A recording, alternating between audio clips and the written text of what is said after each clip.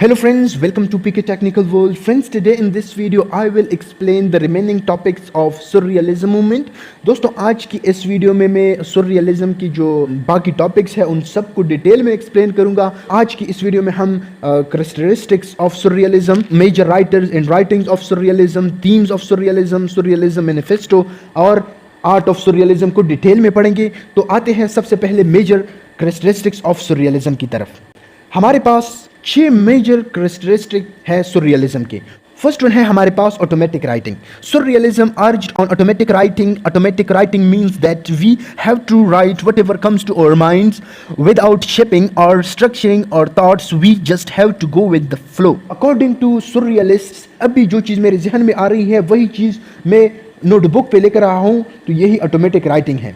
Without shaping and structuring और thoughts we just have to go with the flow. मतलब एक flow के साथ जो चीज़ मैं लिख रहा हूँ उसमें अमेंडमेंट मुझे नहीं करनी चाहिए, ना मुझे कोई प्रॉपर शेप या स्ट्रक्चर उसको इंटेंशनली देनी चाहिए, बल्कि वही चीज़ रियल है, वही चीज़ ऑटोमेटिक राइटिंग में आती है जो एक फ्लो के साथ मैं लिख लेता हूँ. ठीक है, फर्स्ट फ्लो में जो चीज़ मैं लिख लेता हूँ वही ऑटोमेटिक राइटिंग है. नेक्स्ट कहते हैं juxtaposition. It is one of the main characteristics of surrealism. Juxtaposition means to put two or more different things, images or thoughts, and then create some strange and unique meaning, images or structure out of his juxtaposition element. ये कहते हैं कि दो different images को, दो different ideas को जब हम आपस में मिला लेते हैं और उससे एक यूनिक चीज़ बन जाती है तो ये एक स्ट्रेंज जस्टापोजिशन है. फॉर एग्जांपल मैंने आप लोगों को कहा था कि एक गधा है, उस पर किसी इंसान का सर रख लें. ठीक है, तो ये कैसे लगेगा? बहुत स्ट्रेंज लगेगा ना. एक सांप है, उस पर एक इंसान का सर रख लें तो ये भी स्ट्रेंज लगेगा ना. एक ट्रक है, टायर की जगह हम वहाँ पे किसी जानवर की पाँव लगाएं तो कैसे लगेगा? इसी तरह से ये कहते हैं कि जब हम दो अनलाइक चीज़ों को आपस में मिला लेते हैं और उससे एक स्ट्रेंज चीज़ बन जाती है तो इसको जक्सटापोजिशन कहते हैं. थर्ड वन है irrationality. It is the soul of surrealism. Surrealist says that Western society places too much emphasis on rationality. The problem with rationality, according to them, is that all the things even happening around us are not rationally because rationality exists outside the rational mind. दोस्तों irrationality जो है ये सुररियलिज्म का soul है. Main इनका जो focus है वो इरेशनैलिटी पे है. ये लोग कहते हैं कि वेस्टर्न जो सोसाइटी है ये ज़्यादा फोकस रेशनल वर्ल्ड पे देते हैं, लेकिन ये कुछ भी रेशनल नहीं है, ये कुछ भी रियल नहीं है, ये कुछ भी जो है हकीकत नहीं है जो हमारी नज़र में आता है, बल्कि जो रेशनैलिटी है वो रेशनल माइंड के बियॉन्ड है. ठीक है, जो हम देखते हैं वो रेशनैलिटी नहीं है, बल्कि जो हमारी सबकॉन्शियस में मौजूद है, जो हमारे ख्वाबों की दुनिया है वही रियलिटी है, वही रेशनैलिटी है. नेक्स्ट है the unconscious. Surrealist says that ultimate reality is in our unconscious. According to them, unconscious world is real world. तो जैसा कि पहले ही मैंने बताया कि ये लोग कहते हैं कि अल्टीमेट जो रियलिटी है वो हमारी अनकॉन्शियस में मौजूद है. नेक्स्ट कहते हैं dream and fantasy. Surrealists were highly interested in dreams and fantasies. There are strange things, images and world in surrealist writing. Example Harry Potter, Twilight series. तो दोस्तों कहते हैं कि surrealist जो थे ये फैंटेसी और ड्रीम में बहुत ज़्यादा इंटरेस्टेड थे. इन लोगों का जो आर्ट है उसमें भी बहुत ज़्यादा ड्रीम्स और फैंटेसी को शो किया गया है. अगर इन लोगों की जो मूवीज़ आप देखेंगे, वर्क्स आप देखेंगे, जो इन लोगों ने क्रिएशन किया है, इन लोगों ने जो आर्ट्स बनाई हुई है, जो मच में बनाई हुई है, वो बहुत ज़्यादा स्ट्रेंज है, वो रियल लाइफ में एग्जिस्ट नहीं करती. अगर आप लोग हैरी पॉटर मूवी को देख लेंगे, हैरी पॉटर जो सीरीज़ है या ट्वाइलाइट सीरीज़ है, इनको आप देखेंगे तो आप लोगों को वहाँ पे भी ये चीज़ समझ में आ जाएगी. इसके अलावा हज़ारों ऐसी मूवीज़ है, हज़ारों ऐसी सीरीज़ है जिसमें उन लोगों ने ये दिखाई है, लेकिन ये तो मैंने कुछ जो फेमस सीरीज़ है वो लिए हैं. नेक्स्ट है वर्ल्ड वार. तो जैसा कि पहले ही मैंने आप लोगों को बताया कि वर्ल्ड वार जो थे इनकी वजह से ये लोग बहुत ज़्यादा इफेक्ट हुए थे, ये लोग एब्जर्ड हो गए थे, ये लोग बहुत ज़्यादा मायूस हो गए थे. Surrealism is emerged in the response to the World War II. The World War itself, surreal experience in which people seen unbelievable destruction. Surrealist literature reflects the craziness of the world. तो दोस्तों कहते हैं कि सुररियलिज्म जो movement है ये world war second के response में वजूद में आया, क्योंकि ये जो वर्ल्ड वार हुआ, ये जो डिस्ट्रक्शन इसमें हुई, उसमें बहुत ज़्यादा सुररियल एक्सपीरियंस लोगों को हुआ. सुररियल एक्सपीरियंस मतलब वही इवेंट्स हुए जो ये लोग यकीन नहीं कर सकते थे, जो ये लोग, इन लोगों की जहनों में भी ये नहीं था कि ऐसा हो जाएगा. जैसा कि मैं आप लोगों को बताऊं कि इमरान खान को तख्त से उतारा गया, हमें यकीन भी नहीं था, ये सारे चोर उचक्के इकट्ठा हो गए, ये मौलवी हो गए, ये जो मतलब और डाकू लुटेरे थे, ये सब मिल गए और एक स्ट्रेंज एक्सट्रापोजिशन बन गया, अनबिलीवेबल सा इवेंट हो गया और इमरान खान को हटा दिया गया। मतलब ये हमने अपनी आंखों से देख लिया। तो इसी तरह से ये लोग मायूस हो गए थे। आज भी आप लोग पाकिस्तान में देखें कितनी पॉलिटिकल क्राइसिस है, अनबिलीवेबल हैपनिंग हो रही है। और कल आप लोग देखें कि उसको हमजा शहबाज को वज़ीर आज़म बनाया गया, शिकस्त के बाद भी उसको वज़ीर आज़म बनाया गया। तो ये सुररियलिज्म नहीं है तो और क्या है? तो ये कहते हैं कि इन लोगों ने अपनी वर्क्स में जो वार की क्रेजीनेस थी, वार में जो डिस्ट्रक्शन हुई, वार में जो स्ट्रेंज इवेंट्स हुई, इन लोगों ने अपनी वर्क्स में उनको एक्सप्लेन किया, उसको डिपेक्ट कर दिया। ठीक है, तो दोस्तों ये थी मेन कैरेक्टरिस्टिक्स ऑफ सुररियलिज्म मूवमेंट। अब हम आते हैं मेजर सुररियलिस्ट राइटर इन वर्क्स की तरफ। तो फर्स्ट वन है हमारे पास एंटर ब्रेंटन, जिसने इस मूवमेंट को स्टार्ट किया। सुररियलिस्ट मैनिफेस्टो 1924 1929। तो इसने ये दो मैनिफेस्टो शेयर की, फर्स्ट वन 1924 में और दूसरा 1929 में। और दूसरा उसने जो वर्क किया था द मैग्नेट फील्ड 1920 में, फर्स्ट सुररियलिस्ट बुक था ये। मैड लव 1937, ये उसने ये वर्क पब्लिश किए थे। ये एक पोइट और नावलिस्ट था। ठीक है, सेकंड वन है सल्वाडोर दाली, ये एक सुररियलिस्ट पेंटर थे, ये पेंटिंग करते थे, इमेजेस बनाते थे। इसके अलावा ये एक नावलिस्ट भी थे। इसने जो वर्क किए थे हिडन फेसेस, और दूसरा जो था इंपॉर्टेंट इसका जो था the conquest of the irrational. इसके अलावा लयस अर्गन है नावल उसने जो लिखा था पेरिस पीजेंट। तो दोस्तों ये कुछ राइटर और उनकी वर्क्स मैंने मेंशन किए हैं। इसके अलावा भी बहुत ज़्यादा है, आप लोग उसको गूगल में सर्च करें। इसके अलावा जो चीज़ें मैं आप लोगों को बताता हूँ, आप लोग इसके अलावा भी गूगल में सर्च किया करें, आप लोगों को कुछ ना कुछ ज़रूर मिल जाएगा।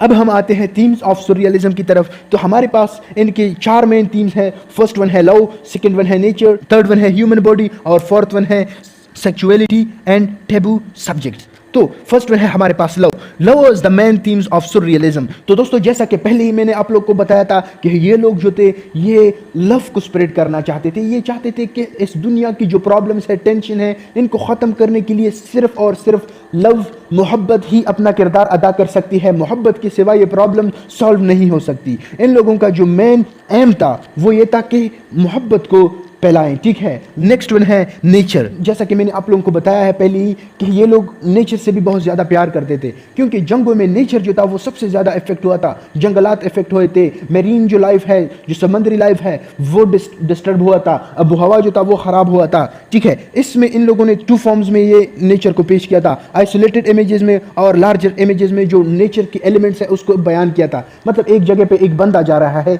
ये एक आइसोलेटेड इमेज है, एक बंदा अकेले में जा रहा है, बस उसके से आगे पीछे कुछ ऐसी अजीब सी स्ट्रेंज पोजीशन है, जैसे फॉर एग्जांपल उसके आगे बड़े बड़े आंखें बनी हुई है या उस आंखों से आंसू बह रहे हैं और ये वहाँ से जा रहा है। ठीक है, तो इसी तरह से इसकी अपनी अपनी एक मीनिंग होती है। या एक लार्ज किस्म की पिक्चर उसने बनाई है, उसमें लार्ज अमाउंट ऑफ चीज़ें मौजूद है, दरख्त गिरे पड़े हुए हैं। तो इसी तरह से इन्होंने 2 टाइप्स ऑफ रिप्रेजेंटेशन की नेचर की। नेक्स्ट है ह्यूमन बॉडी। दोस्तों इन लोगों की जो मैक्सिमम आर्ट है, ज़्यादा से ज़्यादा इन लोगों ने जो वर्क्स किए हैं, नावल लेके हैं, वो ह्यूमन बॉडी पर ही लेके हैं। अगर आप लोग इसकी आर्ट को देखेंगे तो आप लोगों को नंगे पिक्चर्स नज़र आएंगे। इन लोगों ने ज़्यादातर फीमेल की बॉडी को डिपेक्ट किया है। ठीक है, लेकिन ऑब्सीन तरीके से। ठीक है, और नेक्स्ट जो है हमारे पास sexuality and taboo aspect.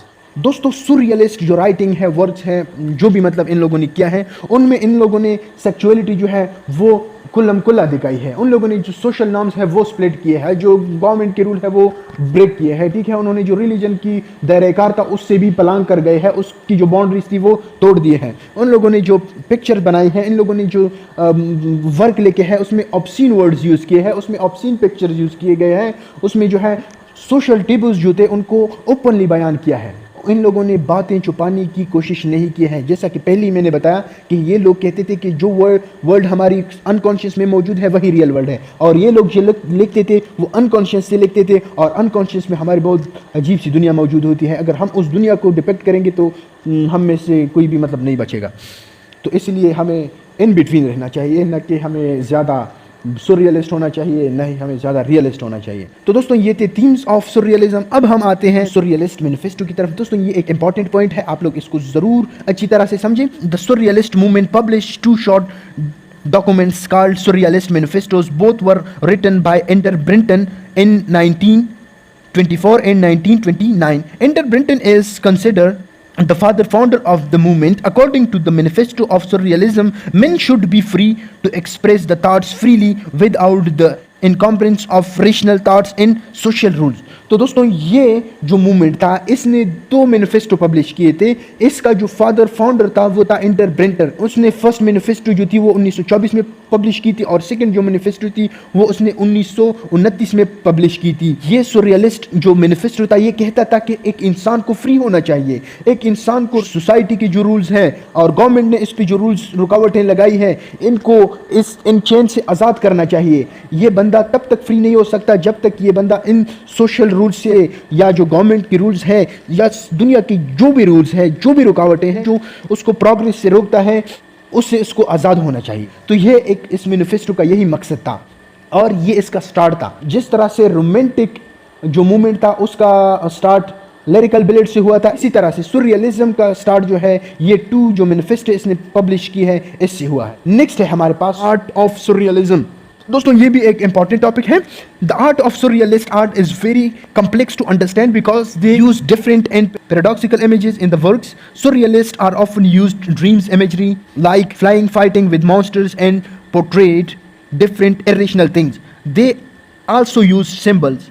Symbols are objects that stand for ideas, events or emotions. For example, smiling can be a symbol of happiness and heart can be a symbol of love. तो दोस्तों सुररियलिज्म का जो art है इसके artists ने इनकी जो others है, इनकी जो इंटेलेक्चुअल है, उन लोगों ने जो वर्क पब्लिश किए हैं उनको अंडरस्टैंड करना थोड़ा मुश्किल है क्योंकि उन्होंने जो इमेजरी यूज़ की है वो बहुत ज़्यादा पैराडॉक्सिकल और कम्प्लेक्स है।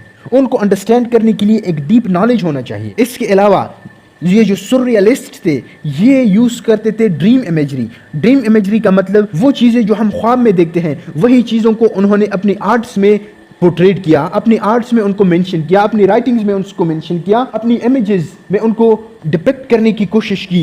ये लोग कहते हैं कि हमने जिस वर्ल्ड की रिप्रेजेंटेशन की है यही रियल वर्ल्ड है, यही रैशनैलिटी है।